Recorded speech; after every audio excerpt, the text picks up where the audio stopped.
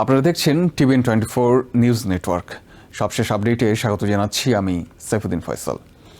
ইরানে বর্তমানে আসলে কে ক্ষমতা পরিচালনা করছেন এই প্রশ্নটি আন্তর্জাতিক রাজনীতিতে নতুন করে গুরুত্ব পাচ্ছে। প্রেসিডেন্ট ডোনাল্ড ট্রাম্প বারবার দাবি করেছেন ইরানের নেতৃত্ব বিভক্ত এবং দেশটির ভেতরে ক্ষমতার লড়াই চলছে। তার মতে এই অভ্যন্তরীণ দ্বন্দ্বই কূটনৈতিক অচলাবস্থার প্রধান কারণ।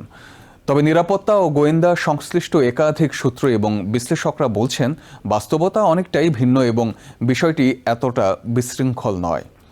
বিশেষজ্ঞদের মতে ইরানের সিদ্ধান্ত গ্রহণ প্রক্রিয়া আগের মতো এককভাবে সর্বোচ্চ নেতার হাতে কেন্দ্রীভূত নেই।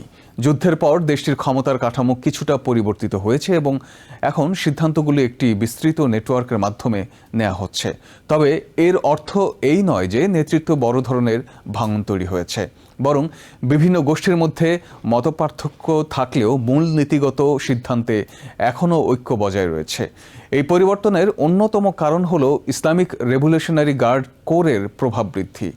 1979 সালে প্রতিষ্ঠিত এই বাহিনী এখন শুধু সামরিক শক্তি নয়, বরং রাজনৈতিক ও কৌশলগত সিদ্ধান্ত গ্রহণেও গুরুত্বপূর্ণ ভূমিকা পালন করছে।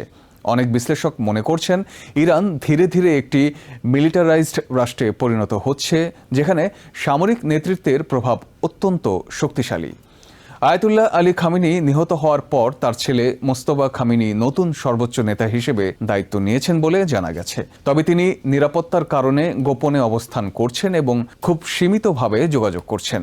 এর ফলে সিদ্ধান্ত গ্রহণের প্রক্রিয়া কিছুটা ধীর হয়ে গেছে এবং অনেক ক্ষেত্রে মধ্যবর্তী চ্যানেলের মাধ্যমে বার্তা আদান প্রদান করে সিদ্ধান্ত নেওয়া হচ্ছে। বর্তমানে একটি নতুন ধরনের সম্মিলিত নেতৃত্ব কাঠামো গড়ে উঠেছে বলে ধারণা করা হচ্ছে। এই কাঠামোর মধ্যে কয়েকজন শীর্ষ সামরিক ও রাজনৈতিক নেতা একসঙ্গে কাজ করছেন। এদের মধ্যে রয়েছে আইআরজিসির উচ্চ পদস্থ কর্মকর্তা, নিরাপত্তা পরিষদের সদস্য এবং পার্লামেন্টের শীর্ষ নেতারা। এই দলটি মূলত দেশের নিরাপত্তা ও কৌশলগত সিদ্ধান্তগুলো পরিচালনা করছে। তবে এই কাঠামোর সবচেয়ে বড় বৈশিষ্ট্য হলো এটি বাইরে থেকে যতটা বিভক্ত মনে হয় বাস্তবে ততটা নয়। একাধিক সূত্র জানিয়েছে ভিন্ন মত থাকলেও চূড়ান্ত সিদ্ধান্তে বড় কোনো দ্বন্দ্ব নেই। অর্থাৎ ইরানের নেতৃত্বে মতপার্থক্য থাকলেও তা কোনো বড় ধরনের ভাঙনে পরিণত হয়নি। এই প্রেক্ষাপটে ট্রাম্প প্রশাসন ও ইসরায়েলের জন্য সবচেয়ে বড় চ্যালেঞ্জ হচ্ছে ইরানের পক্ষ থেকে আপোষের আগ্রহের অভাব। বিশ্লেষকরা বলছেন ইরান এখন এমন একটি অবস্থানে রয়েছে যেখানে তারা সহজে কোনো সমঝোতায় যেতে চায় না। ফলে কূটনৈতিক আলোচনা বারবার স্থবির হয়ে পড়ছে।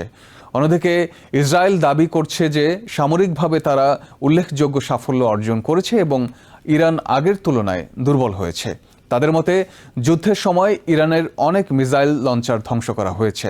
তবে একই সঙ্গে তারা এটাও স্বীকার করছে যে এই সক্ষমতা পুরোপুরি শেষ হয়নি এবং ইরান এখনও পাল্টা আঘাত হানার ক্ষমতা রাখে। গোয়েন্দা তথ্য অনুযায়ী ইরানের কাছে এখনও হাজার হাজার ব্যালিস্টিক মিসাইল ও ড্রোন রয়েছে। যুদ্ধের শুরুতে তাদের কাছে প্রায় 2500 ব্যালিস্টিক মিসাইল ছিল বলে ধারণা করা হচ্ছে।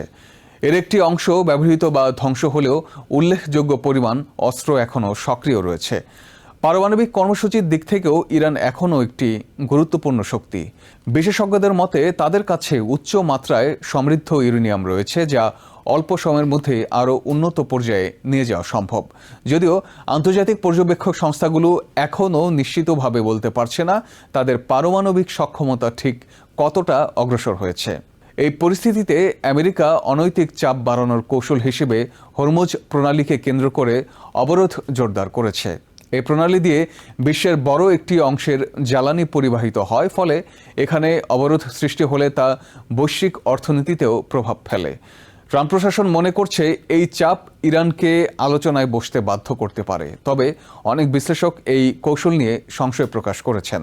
তাদের মতে ইরানের বর্তমান রাজনৈতিক ও সামরিক কাঠামো এমনভাবে গড়ে উঠেছে যেখানে বাহ্যিক চাপ সহজে কাজ নাও করতে পারে, বরং এতে সংঘাত আরও দীর্ঘায়িত হওয়ার আশঙ্কা রয়েছে। এদিকে ইসরায়েলের পক্ষ থেকে আবারও সামরিক অভিযানের হুঁশিয়ারি দেওয়া হয়েছে। তারা বলছে প্রয়োজন হলে যুদ্ধ পুনরায় শুরু করা হতে পারে। তবে এতে পুরো মধ্যপ্রাচ্যে বড় ধরনের অস্থিরতা তৈরি হওয়ার ঝুঁকি রয়েছে। ইরানের নেতৃত্ব কাঠামো এখন আগের চেয়ে আরও জটিল এবং বহুস্তর ভিত্তিক।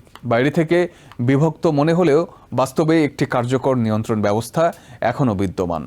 এই বাস্তবতায় দ্রুত কোনো সমাধান আসার সম্ভাবনা কম, বরং সামনে কূটনৈতিক আলোচনা, অর্থনৈতিক চাপ এবং সামরিক উত্তেজনা, এই তিনটি বিষয়ই সমান্তরালভাবে চলতে পারে, যা পুরো অঞ্চল এবং বিশ্ব রাজনীতিকে প্রভাবিত করবে।